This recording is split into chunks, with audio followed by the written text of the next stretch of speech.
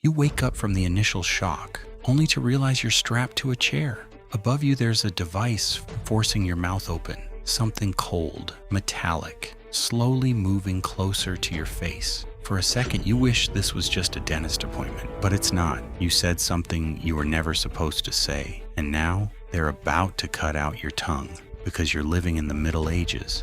In this video, you're going to discover some of the worst punishments people faced back then and just how terrifying they really were. Based on the pain scale, a system built on scientific research that estimates how much suffering a human can endure. We're starting with tongue torture. So if you're eating right now, you might want to stop. And if you're sensitive to disturbing content, consider this your warning. If you were in medieval Europe and you dared to say something like rain isn't caused by prayer, or killing in the name of religion isn't normal, that alone was enough. They would label you a heretic, a traitor, they would capture you and sentence you to have your tongue cut out. For that, they created a tool, something like a pair of scissors. They would place your tongue between its blades, then tighten a screw, slowly crushing and slicing through it. Sometimes they heated the tool in fire before using it, so it would cauterize the wound as it cut.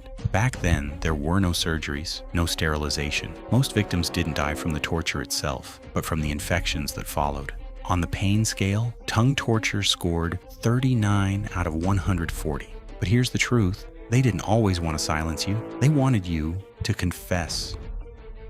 And in 17th century Japan, they took that idea even further. A special method of torture was created to force people to renounce Christianity. At the time, the military government had banned the religion and persecuted tens of thousands. One of the most infamous methods was called anatsurushi, which means upside-down hanging. The victim's body would be wrapped in cloth or straw, tightly bound, then hung upside down over a pit filled with filth. Small cuts were made near the temples to relieve pressure and prevent unconsciousness. If the victim passed out, a doctor would revive them, wake them up, and the torture would begin again. This method scored 48 on the pain scale, and despite that, around 2,000 people died without ever abandoning their faith. Today, Christianity makes up only about 1.5% of Japan's population.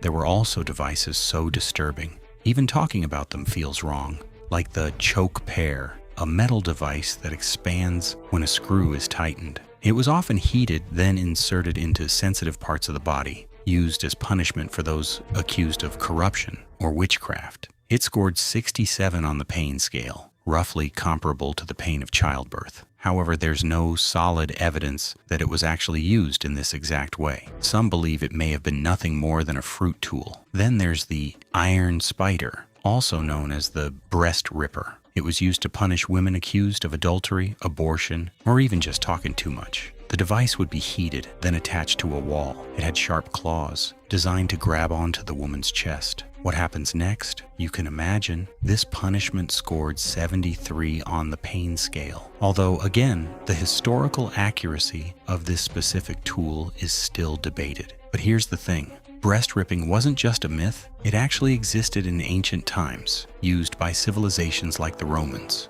As brutal as that sounds, men sometimes faced something even worse. The crocodile shears. Not really scissors, more like a metal tube lined with sharp teeth. It would be heated, then placed over the victim's genitals and pulled, completely severing them. This method scored 100 on the pain scale, though in reality, it may have been even worse. Then there's the knee splitter, one of the most infamous torture devices in Europe. The victim's knee was placed between two spiked blocks, and as the screw tightened, the spikes would dig deeper and deeper into flesh, into muscle, until the bone itself shattered. Under this kind of pain, most people would confess to anything, even crimes they never committed.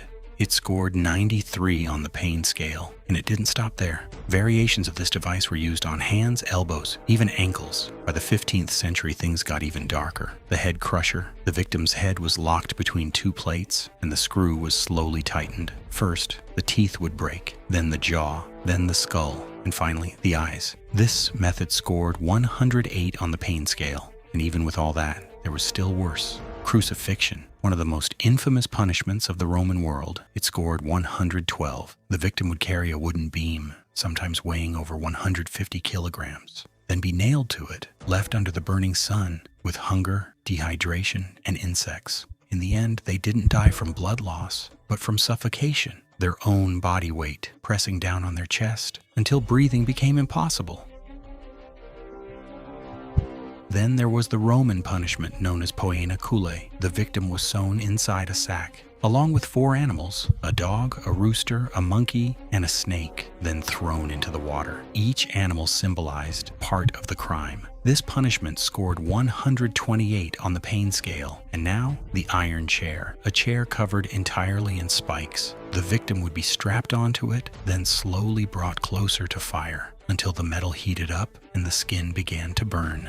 It scored 130. This method was widely used as a tool of fear, lasting in parts of Europe until the 18th century. And finally, the worst punishment of them all: hang, draw, and quarter, used in England. The victim would be tied to a wooden board and dragged for miles across rocks and filth, then hanged, but not long enough to die, because that's when the real torture began. This method reached the maximum, 140 out of 140, a perfect score. Of pain, one of its most famous victims was William Wallace, the Scottish hero. If you made it this far, share this video with your friends, and don't forget to leave a like. I'll see you in the next one.